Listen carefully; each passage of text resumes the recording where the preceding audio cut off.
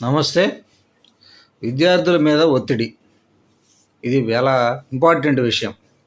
మన ఇండియాలో అయితే ఇది మరీ ఎక్కువ. విద్యార్థుల మీద పేరెంట్స్ నుంచి ప్రెషర్ పెడతారు. ఆ తర్వాత స్కూల్స్‌లో, కాలేజీల్లో వాళ్ళ ర్యాంక్స్ కోసం, మెరిట్ కోసం, వాళ్ళ ర్యాంకుల కోసం ఒత్తిడి ఎక్కువగా పెడతారు. దీనివల్ల ఏమవుతుంది? స్టూడెంట్స్ మీద ఒత్తిడి పెరిగి వాళ్ళ యొక్క సామర్థ్యాలతో సంబంధం లేకుండా ఇటు రెండు వైపుల నుంచి ఎక్స్పెక్టేషన్స్ ఎక్కువ ఉండడం వల్ల వాళ్ళు ఏం చేయాలో తోచక వాళ్ళు కొన్ని విపరీతమైన నిర్ణయాలు తీసుకుంటున్నారు.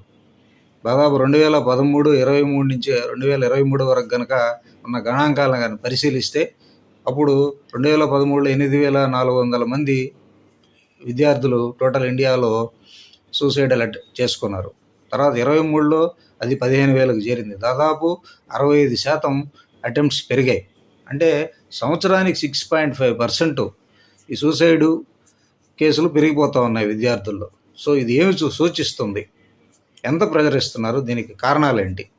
వాళ్ళ సామర్థ్యాన్ని తెలుసుకోకుండా, వాళ్ళ ఫీల్డ్ ఆఫ్ ఇంట్రెస్ట్ తెలుసుకోకుండా మనం సో అండ్ సో గ్రూపులో చేర్చాం, అందులో మీరు మెరిట్గా రావాలా, నాకు కాలేజీలో సీట్ సంపాదించాలా, నువ్వు అక్కడ చదవాలా అని టార్గెట్ ఎప్పుడైతే ఫిక్స్ చేస్తాడో ఈ స్టూడెంట్ అక్కడ లాక్ అయిపోతాడు.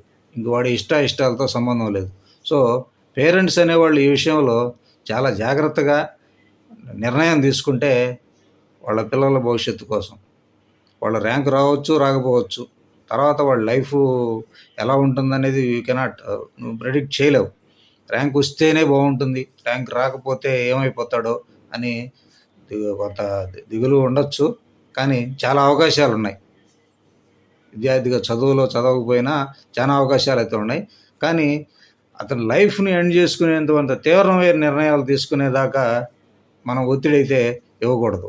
7 సంవత్సరాల పిల్లవాడిని మ్యాన్ హ్యాండ్లింగ్ చేస్తే వాడు ఎలా తయారవుతాడు? వాడి ఆలోచన విధానం ఎలా తయారవుద్ది?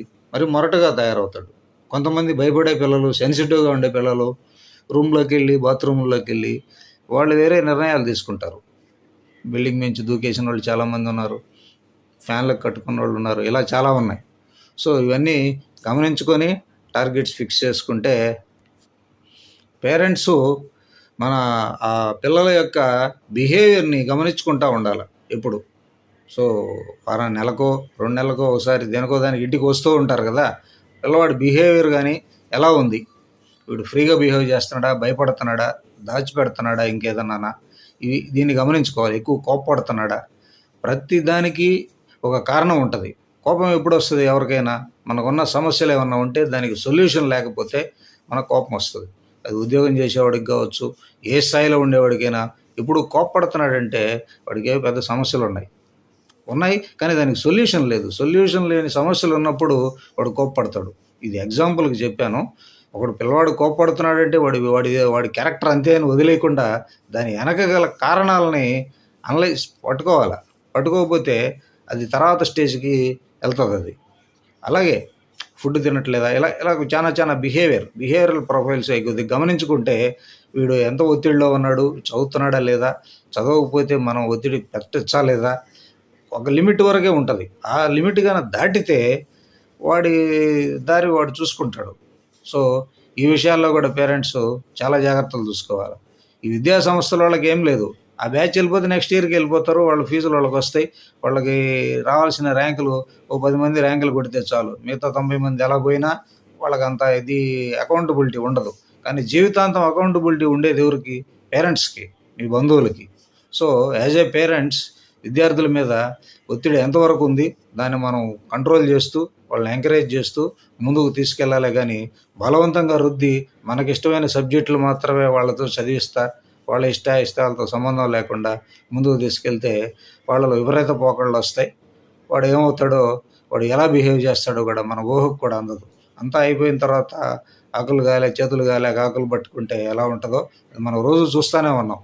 పేపర్లో 2 రోజులకు ఒకసారి అన్ని దినపత్రికల్లో ఆ కాలేజీలో ఎలా జరిగింది, ఈ కాలేజీలో ఎలా జరిగిందని చూస్తూనే ఉన్నాం. ఇన్ని చూసిన తర్వాత కూడా టార్గెట్స్ ఫిక్స్ చేయడం, ఒత్తిడి పెట్టడం అయితే ఎవరూ మానట్లేదు.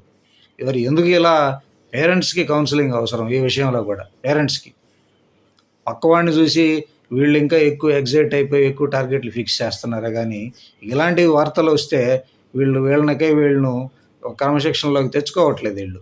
మరి ఫస్ట్‌లో పేరెంట్స్‌లోనే మార్పు రావాలా? ఆ తర్వాత పిల్లల్లో మార్పు వస్తదని ఆశిద్దాం.